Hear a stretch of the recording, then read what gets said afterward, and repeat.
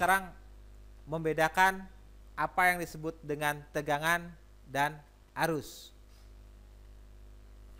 Saya ambil contoh, misalkan di sini akan ada baterai ponsel. Baterai ponsel, berapa tegangannya? Sudah tahu teknisi, tegangannya 3,7. Sedangkan arusnya, misalkan di sini tertulis 4000 mAh, 4000 mah. Apa maksudnya? Baterainya 3,7 volt, di sininya 4000 mAh, miliampere hour. Artinya di baterai ini potensi tegangan yang dimiliki baterai ini adalah 3,7 potensi tegangan. Arus yang akan mengalir dari baterai ini ketika dihubungkan dengan rangkaian adalah sebanyak 4000 miliampere per jam. 4000 miliampere per jam. Ini baterai 4 ampere. Handphone yang pakai ini handphone disebut double power. Ya, kita bahas baterai dulu nih. Teknisi, tegangan itu apa? Ya arus. Arus itu apa? Ya tegangan, Pak. Beda.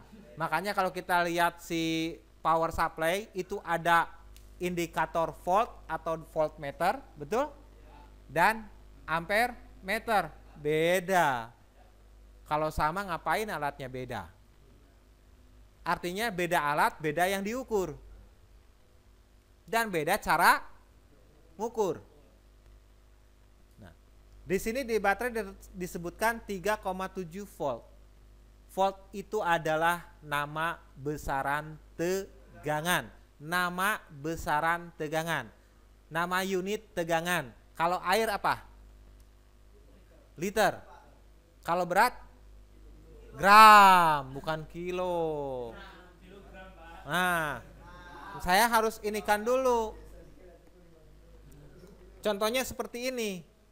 Baterai ada ampere, miliampere, mikroampere. Terus nanti ada kapasitor, ada farad, mikrofarad, milifarad, nanofarad, picofarad. Itu masing-masing besaran satuan. Besaran satuannya disebut unit. Air, unitnya air. Satuannya jadi apa? Liter. Terus arus, ampere. Tegangan, volt. Nah, di sini ada satuan unit. Dari satuan unit turun ke bawah itu ada yang disebut mili unit. Turun lagi ke bawah ada yang disebut dengan mikro unit.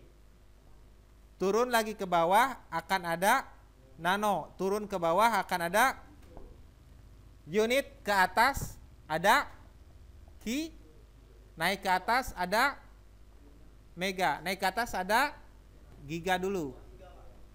Baru ini namanya satuan unit. Tegangan di sini pakai volt.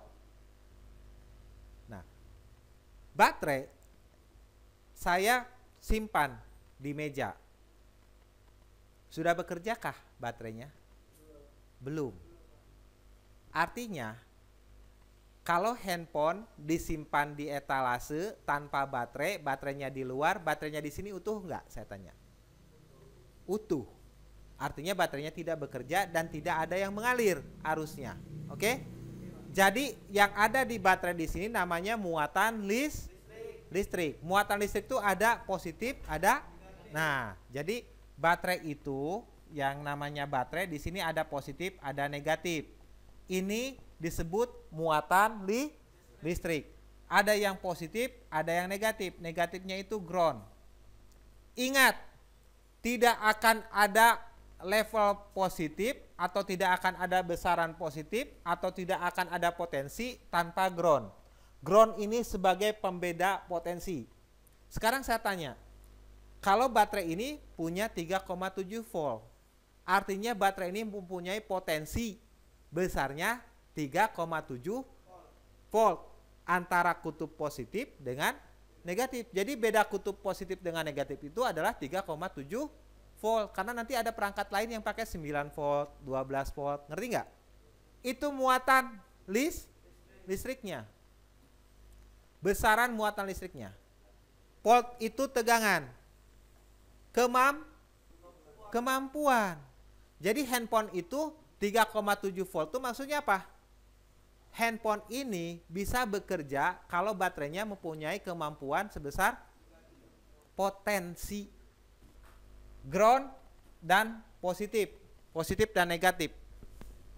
Nah, beda antara negatif dengan positif itulah yang disebut potensial atau tegangan. Satuannya volt.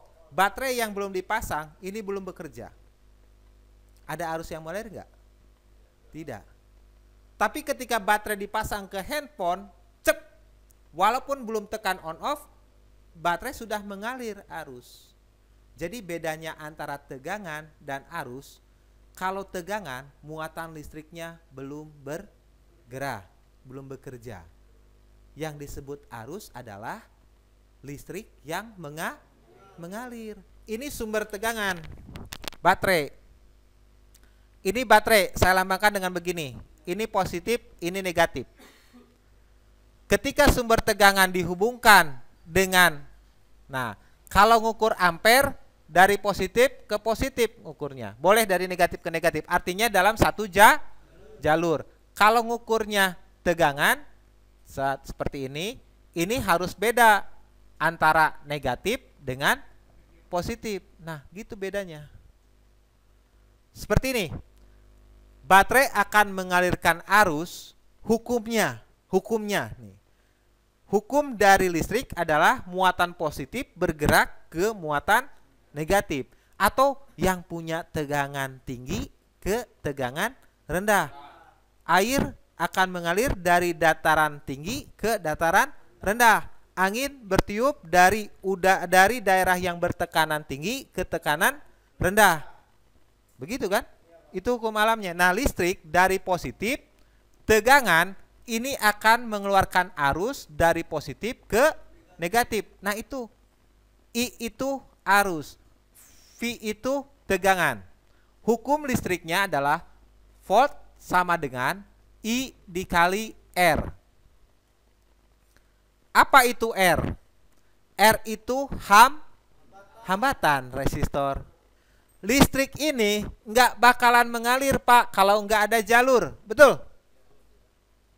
Ini listrik ini nggak bakalan nyampe ke rumah ini kalau nggak pakai kabel. Nah, setiap kabel yang digunakan untuk masuk ke setiap rumah itu kualitasnya beda-beda.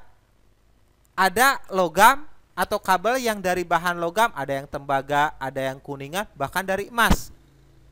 Ada yang dari perak, ada yang dari timah, misalkan. Betul? Ada yang dari aluminium. Artinya setiap logam punya nilai hambatan. Nah, hambatan itu dilambangkan dengan R. Makanya baterai bisa mengalir karena ada kabel. Kabel itu bahannya tergantung macam-macam. Yang hambatannya tinggi berarti nanti kalau hambatan kabelnya tinggi berarti arus yang mengalir lebih deras atau lebih lambat? Hah? Kalau sumber tegangan nih baterai, hambatan jalurnya tinggi, arus yang mengalir lebih deras atau lebih lambat? Lambat. Ini jalan tidak mulus, bergelombang. Yang pakai jalan pelan-pelan. Sekarang Sribawono jalannya sudah mulus. Kemarin saya dari Bakau ke sini cuma 1,5 jam. Artinya apa? Ketika hambatan jalannya tinggi, arusnya pelan. Tapi ketika hambatannya ringan atau misalkan kecil, maka arusnya itu hukumnya. Paham nggak? Jalan tol bebas kecepatannya tinggi. Coba jalan pasar, macet, ya kan? Banyak Kita logikanya ke sana, oke? Ini toren air. Ini masih muatan listrik, muatan airnya masih 3,7 liter misalkan. Saya pasang kran di sini, pakai kran. Keran itu kan hambatan, betul nggak? Ketika saya tutup kerannya, ada air mengalir nggak? Nah, kalau saya tutup, misalkan ini penampungnya utuh, nggak bocor, kerannya saya tutup, artinya saya hambat, ada arus yang mengalir nggak? Ketika saya buka, hambatannya, saya buka full, arusnya kenceng nggak? Nah, makanya begini, ini sumber, ini volt itu muatan, R ini hambatan, air yang mengalirnya itu A, semua yang mengalir ada A, kan A itu sungai, airnya arusnya deras karena lagi mengalir. Coba sungai di bendung, ada air mengalir nggak? Irigasi. Nah, jadi listrik itu, ya, muatan listrik ini yang diam namanya tegangan, yang mengalir namanya arus. Untuk mengalirkan arus listrik perlu media penghantar, dan R ini adalah hambatan penghantar. Contohnya seperti ini. Ini saya keluarkan rumusnya. Handphone ini pakai baterai 3,7 volt. Arusnya 4000 mili ampere. Sekarang saya tanya, voltnya sudah ada 3,7 volt. I-nya berapa? 4000 mili ampere per jam. Tinggal berapa R-nya? Betul nggak? Kan tinggal masukkan ke rumus. Jadi cara ngitung handphone yang bagusnya atau handphone yang mampu memakai baterai ini, tinggal ngitung 3,7 dibagi yang 4000 mAh kita buat jadi ampere dulu. Jadi 4000 mAh dijadiin ampere. Kalau yang mau naik harus dibagi 1000. Kalau naik dibagi 1000. Kalau turun dari rantai utama ini dikali 1000. Jadi 4000 mAh dibagi 1000 jadi 4 ampere. Nih berapa resistornya? Betul nggak? Berarti arus yang di sini nanti akan mengalir kencang. Hambatannya kecil apa besar? Kecil, itu maksudnya. Ngerti kan? Di sini anggap saja baterai ya. Saya geser. Ini baterai 5 volt. Ini baterai 5 volt. Kalau baterai dipasang double begini, berapa nilai baterai yang akan keluar di sini? Ini baterai dipasang apa? Seri apa paralel ini? Paralel. Baterai dipasang paralel. 5 volt, 5 volt. Keluarnya berapa volt? Hah?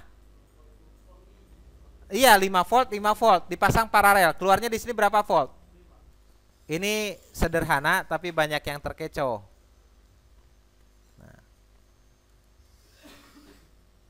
Ini baterai 3,7, 3,7, 3,7.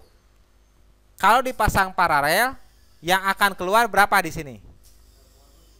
Ya, kalau yang di paralel 3,7.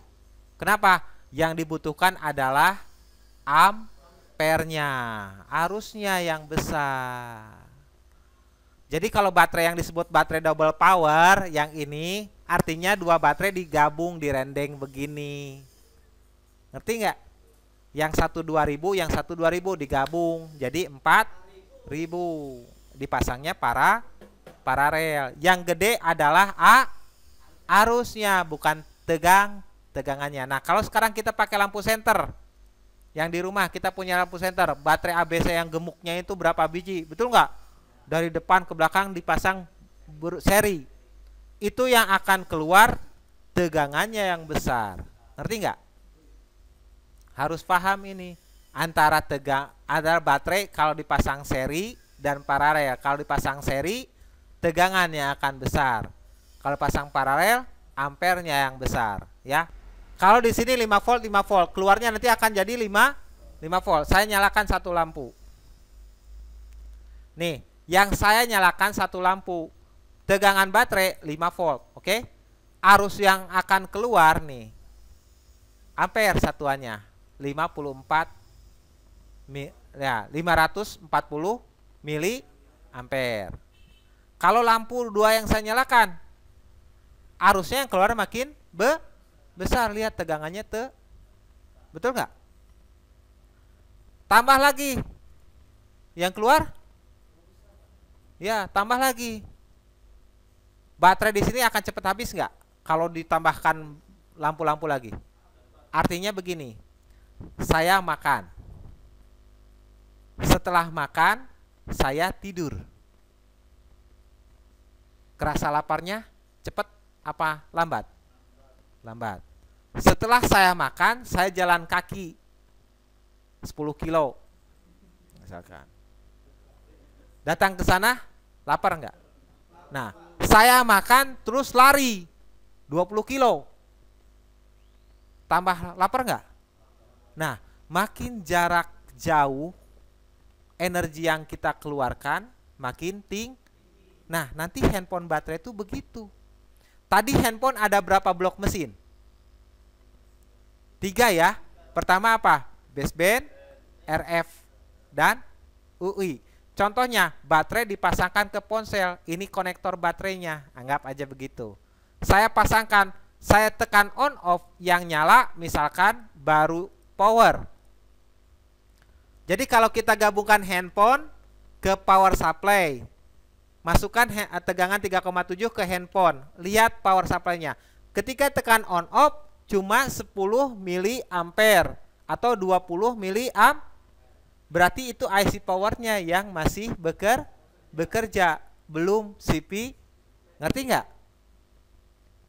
Ketika pas tekan on off 40 mA, bisa digambarkan bahwa nanti power bekerja, CPU sudah bekerja. Ngerti nggak? Nah, itulah yang disebut dengan konsumsi arus atau pengukuran arus tadi. Ketika makin jauh, makin dalam rangkaian yang aktif, maka arus yang dikeluarkan lebih tinggi. Itu maksudnya. Paham nggak? Jadi kalau kita hubungkan handphone dengan power supply, kita tekan on off, ampernya nggak bergerak, itu belum ada konsumsi arus. Periksa aja input ke IC power, bisa dari konektor baterainya, betul nggak? Dicek, bagus. Masukkan tegangan pakai power supply, ukur sampai ke komponen yang dekat IC powernya, diukur, ada tegangan, periksa on off, kan seperti itu. Kalau nggak diperintah on off, IC power nggak mau makan, betul nggak? Jadi logikanya yang saya terangkan di sini adalah antara konsumsi arus dengan tegangan muatan itu akan tetap paling berkurang, nilainya berkurang itu setelah terkuras arusnya keluar semua. Contohnya saya minum dari gelas. Tadinya 1 gelas saya minum, ada arus dari gelas masuk ke tenggorokan saya, betul nggak? Tapi muatan listrik dari gelasnya atau muatan airnya habis sesuai dengan jumlah derasnya. Kalau saya minumnya pakai sedotan, betul nggak? Lambat mau habisnya. Kalau saya tiba-tiba langsung ditegak begitu, nah apa kalau saya buang lebih cepat, betul nggak? Paham nggak maksudnya? Nah itu ya. Jadi harus mengerti apa itu tegangan, apa itu arus. Tegangan itu adalah sumber atau muatan yang belum bergerak. Yang sudah bergerak namanya arus. Nah, tugas dari kita teknisi adalah ngecek arus di rangkaian. Yang disebut dengan rangkaian tidak bekerja tuh ketika ada arus yang terbuang, itu yang disebut konslet, atau arus yang terputus ketika putus. Tugas teknisi itu sederhana. Saya tanya, kalau sudah ikut kursus di sini, teknisi itu tugasnya cuma mencocokkan nilai-nilai yang akan ada di skema. Dah, kalau jalurnya terputus ya sambung. Kalau komponennya bocor ya buang. Kan begitu. Tapi kan kita bisa tahu indikasinya. Kalau jalurnya konslet berarti ada komponen yang paralel yang bermasalah. Kalau komponennya misalkan kalau jalurnya tidak ada konslet tapi tidak ada tegangan, berarti jalurnya yang terputus. Simple. Oke? Nah, ini masalah tegangan dan arus. Sudah paham? Ya. Jadi hati-hati mulai dari sekarang kita bekerja berdasarkan logika.